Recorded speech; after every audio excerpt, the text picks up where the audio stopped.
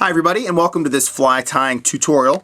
For my video today, I don't plan on showing you specifically how to tie a certain fly. For instance, the one you're looking at right now is the sulfur parachute. You might notice a couple things about this pattern. Whereas my hackle is a little heavy on top, I have a very short parachute post. There's fibers kind of jutting all over the place. My tail section shooting straight up. Those are all little things that you probably notice about this pattern. However, I want to take a step back and talk about some of the differing body types that we have when tying on dry flies. So this video is going to be centered around the various types of body materials that you can use whenever you're tying dry flies. I'm going to kind of stop the video each time, reset the hook. I'll be using an oversized hook for the sake of the video so you can see everything. And I'm going to be tying with a few different materials. I'll give a brief explanation of the material, talk about their ease of use, and show you exactly how to tie in the material. Because your end product is a dry fly, and you want to ensure that the body that you're using on the dry fly is the correct type for either the body of water that you're fishing or for your experience level of tying at this time. So I'm going to reset the hook. I'll stop this video, restart it quickly, and I'll go into my first body material for tying dry flies.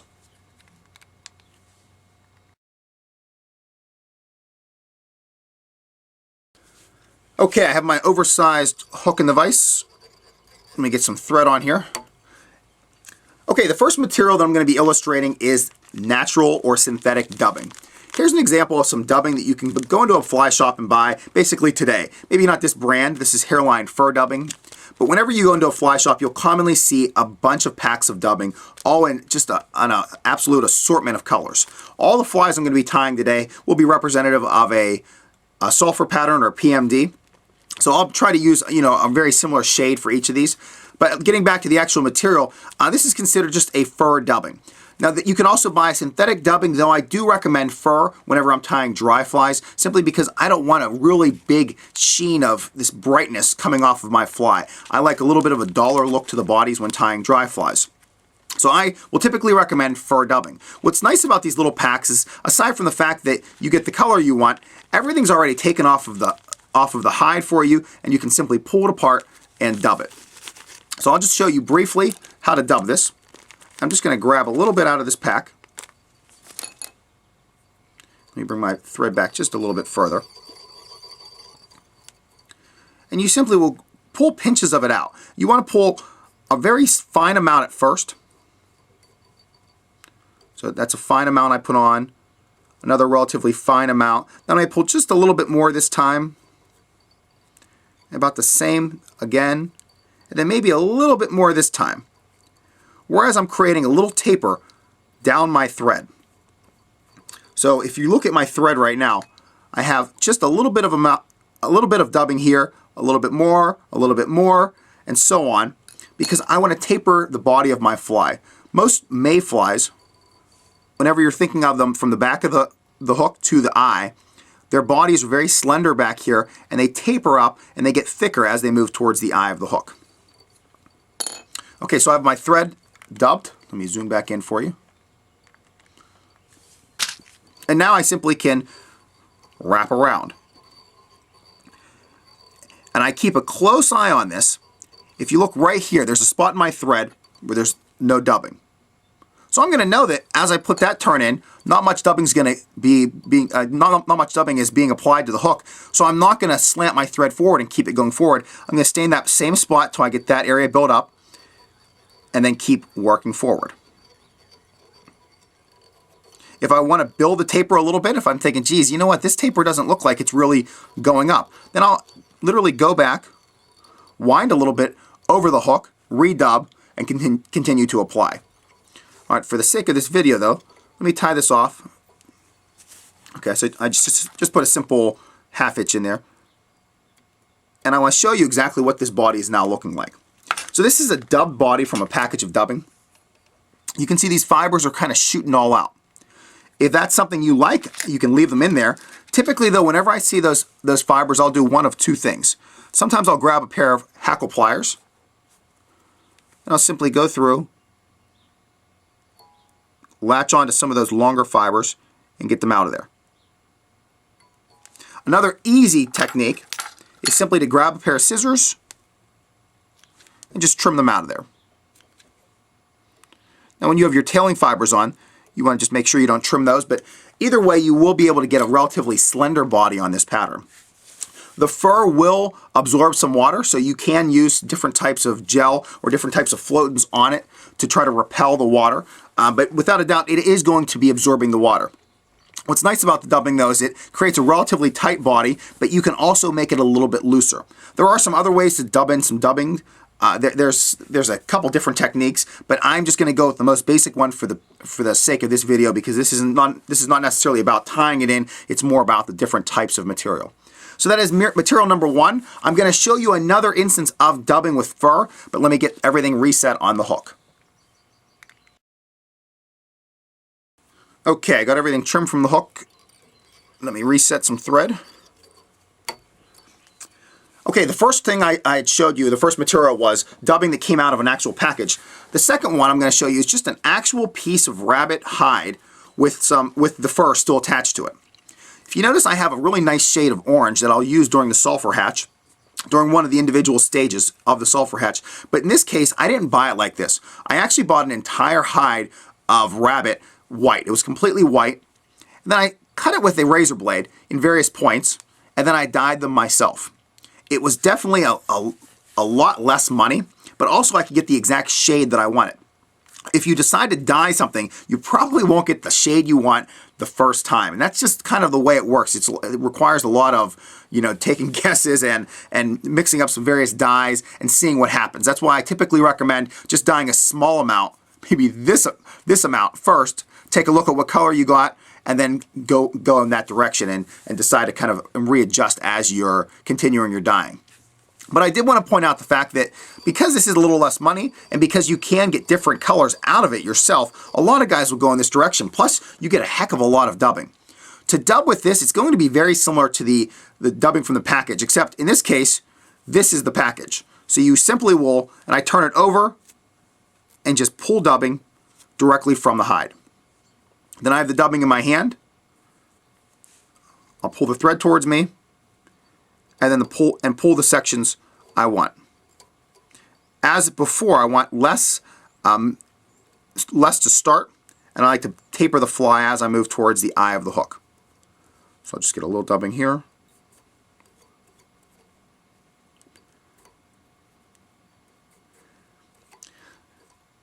It always seems like whenever I'm using it from the hide, I have less guard hairs, so there's less hairs to pick out. The one problem of the hide, though, is that sometimes whenever you're dyeing, you will get different, color variations within that hide, so you want to make sure you keep everything as consistent as possible. Okay, so now I got you zoomed in, and it will be the same as before. Where I'm going to wrap, I'll start at the back. I'll keep my eye on where I'm wrapping. If I ever get too heavy, or if I don't put enough, that's where I have to kind of readjust. Bring it up, looks like it's getting it's a little light, but maybe I want to just add a little bit more to this taper. So I'll just continue to build up a little bit, and then you can see where I needed to add just a little more dubbing. But let me just tie off.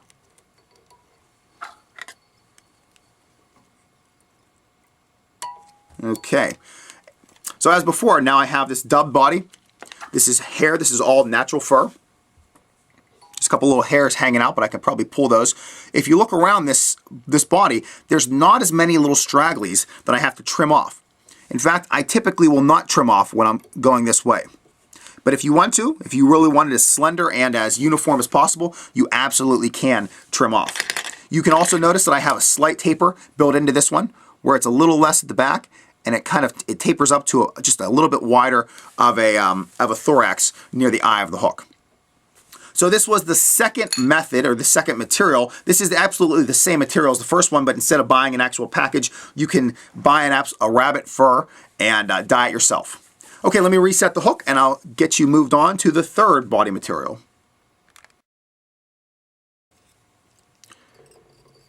Okay, let me get some thread on this hook.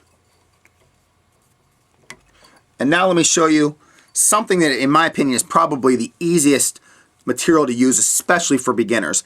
And that is just some simple yarn that you can buy at any craft store in the United States for under $1. This is 100% cotton.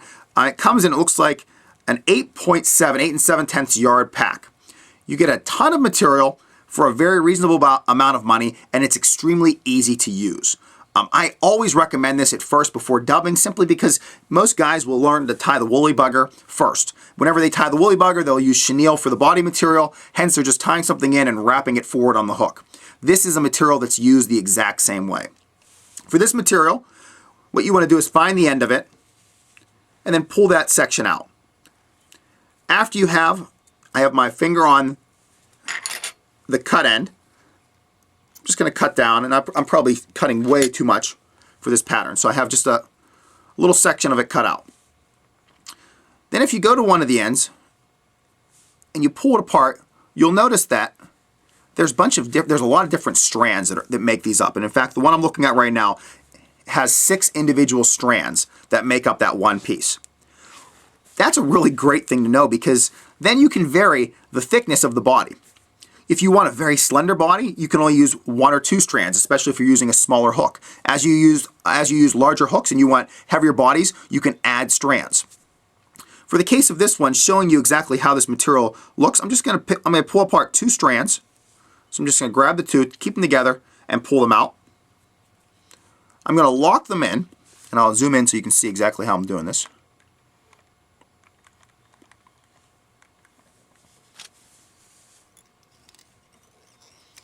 Okay, so I'm just going to lock them in, wrap back over them. So I'm going to have them down already as a base for the body. The reason I do that, if you simply just tie their butt ends at the very back, it might build up the very back of the fly. So I'm just going to tie them in. Again, use their butt ends as the base. Wrap back over, get my thread out of there. And now I'm left with these 2 strands. And this is where the easy part comes in, where you simply wrap. I make sure each wrap goes in front of the previous one.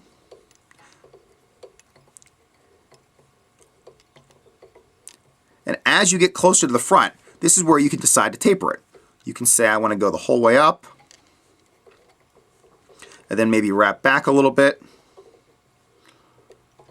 to help with the taper, and build it up just a hair. I'll show you that from the bottom, so you're not building it up too much.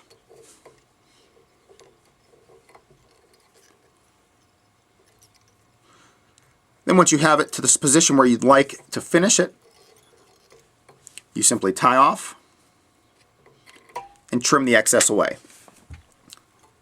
Depending on how much you have with the length, you might be able to even reuse those pieces. So that is the finished body when using that simple yarn material, which is, in my case, was 100% cotton. So I'm going to trim my thread 100% perfect. So we'll see if I can get that out of there. Okay, and now looking at this body, there's definitely some benefits to using this. First of all, it's extremely easy to tie in to build up the body. Second of all, it really gives you a great profile of that body. If you look at the back end closer to where the tail would be tied on, it's extremely slender back there.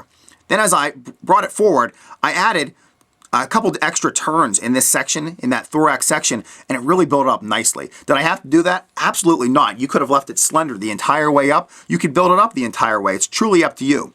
It will absorb water, so I do recommend using a little bit of a repellent on it if you notice the fly starting to sink. But overall, this is a really easy material to use, and if you are a beginning fly tyer, I would recommend this. As you know, I've been tying for 20 years, and as a tyer who's been tying for over 20 years, I still will use this stuff just because if I want to bang out some quick patterns, it's absolutely easy to just tie it on, move it forward, and simply tie it off. I buy this in tons of different colors. I showed you the orange before for the PMDs or sulfurs. Here's a nice little olive color I'll use as well. But the beauty of this is you can walk into any craft store in the country. You have a selection of colors, and plus they're really, almost always under $1 to buy one of those. All right, that was the third material I've used, kind of the second material, but the third technique for it. And I'm going to get to one more technique and one more material here. So let me again reset the hook, and then I'll show you this final material. Okay, it's time to tie with my final material. This time I'm going to tie in, and I'm going to leave the tag end of the thread. I'm not going to tear it off. I'm not going to cut it off. Now I'm leaving it extra long, and that's more just so you can see it, not because that's the absolute length that I want. So I'm going to tie back, and at this point, if I was actually tying my mayfly, I would have tied in the tail. I would leave this in. I would be locking in my tail right now. Then I'd stop at the point where I want to tie in my body. So for this final body material, I'm going to be using something that's known as turkey biots. Turkey biots give you an absolutely realistic depiction of the mayfly. They look just like a mayfly body because they offer some great segmentation. Now, whenever you were using the dubbing before, there was a segmented body, but it wasn't just that segmentation didn't just pop out. You could have kept this tag in when you were dubbing the body, and then wrap this tag forward to create more of a ribbing. I've seen some other guys use some different materials to create ribbings on dub bodies. Plus, there's some dubbing techniques that will give you a little bit more of that segmented body. However, whenever I want something that looks extremely realistic, it may be a slower water type of situation, on tailwaters especially, I will go to this material. Now, whenever I first started tying, I was told you were to use the smaller side of this fiber, but that's absolutely not true. You can use either side of this turkey biot. The longer side I tend to use whenever I'm tying size 12 and 14s, and then this shorter side I'll use from 14s to size 20s. Then I'll get into some other types of quills for other patterns. For this video though, I'm gonna trim off one of these shorter size quills. Then I'll zoom in and show you exactly the methods I use for finishing it. Okay, so I have one of these quills trimmed. Let me zoom in for you. It'll come out just a little bit. I'm going to hold up this quill by the base, and I want you to notice that there's a clear side, which is on this side, and there's more of a whiter side. Whenever I tie this in, I want to wrap this piece forward, and I always want that clear side facing the hook eye. So I've just flipped it, and I'm going to tie it in now. I'm going to tie it in by tying in the tip first. Whenever I tie in the tip, I'm not just going to do the absolute bottom of the tip because these tend to be fragile feathers. So I'm going to come forward a few millimeters and then tie it in. I like to put it at a little bit of an angle as I tie it in so it's ready to be moved forward, just like this. Now I have that clear side facing the eye. And before I wrap my thread forward, I'll just trim that little section out, that little tip out.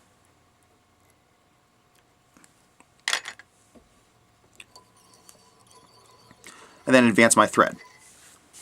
Okay, now here is the most difficult part of this material. Whenever you're placing this material in, it can be really tricky to hold on to. So I would recommend using a pair of hackle pliers. This is probably not the best pair, but it is a decent pair. So I'm going to grab it by the butt and wrap forward. You don't want to pull too hard on the hackle pliers because I noticed that I will typically pull them off of this material. Alright, I'm keeping that clear section forward, and as I wrap, you can start to notice that segmented body being developed. Just looking absolutely realistic. Okay, I'm getting near the front, so I only have another couple wraps left. And this will be my stopping point right about there. So I'm just going to lock this in with a few wraps of thread.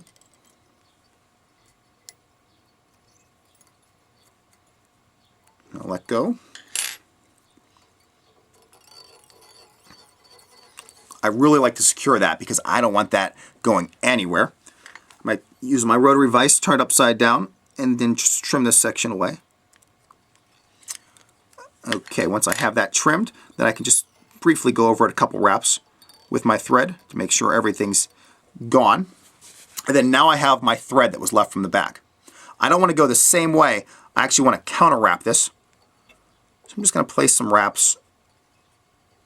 And I try to place one wrap between each of those little segments.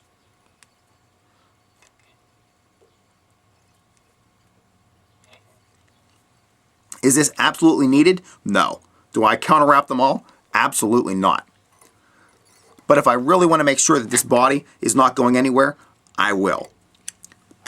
And I trim that off, and then you would finish the front of the fly by tying in the hackle to represent the legs. Okay, let me get that trimmed. And then I'll zoom in and give you a closer examination of this turkey biot. Okay, so here is the finished turkey biot. As I move it around, you'll notice that you can see that segmentation in there. Let me see if I can give you a better background. Okay, we'll see if that helps a little bit. There you go. So now you can see those little segments popping up, giving it just a really nice slim profile.